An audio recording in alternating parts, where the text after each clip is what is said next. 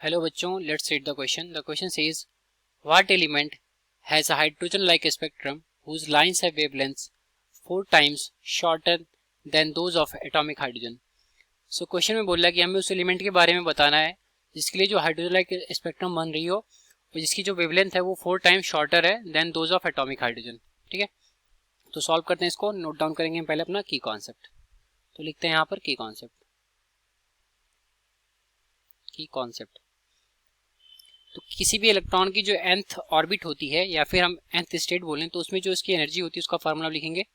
सो लिखेंगे यहाँ पर energy of electron in nth orbit of atom whose atomic number is Z. Atomic number is Z is given as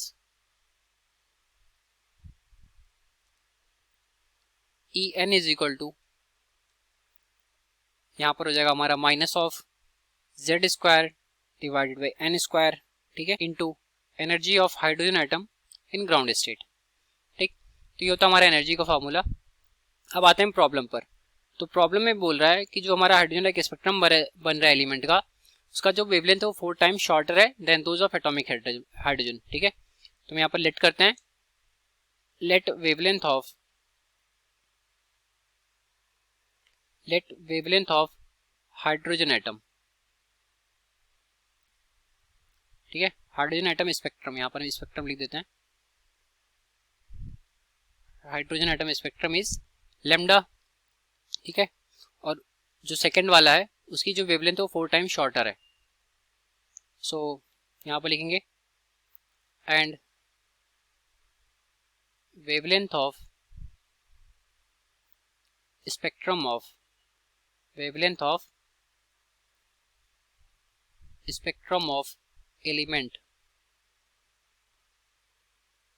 element is 4 times shorter है, तो मतलब हमारा lambda by 4 हो जाएगा. ठीक है, तो अब हम देखते हैं इन दोनों की एनर्जीज क्या होंगी.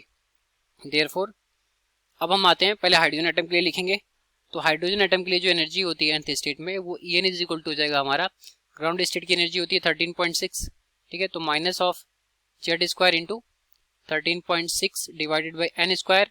ग्राउंड स्टेट के लिए देख रहे हैं और हाइड्रोजन है हमारा यहाँ पर, तो हो जाएगा हमारा माइनस 13.6. ठीक है, क्योंकि Z की वैल्यू 1 होती है, N की वैल्यू ग्राउंड स्टेट के लिए 1 होगी, तो आ गया हमारा माइनस 13.6. अब आ जाते हैं एलिमेंट के लिए. तो हम ले लेते हैं En प्राइम, और ये जो हमारा माइनस 13.6 है इसी को हम बोलते हैं EH.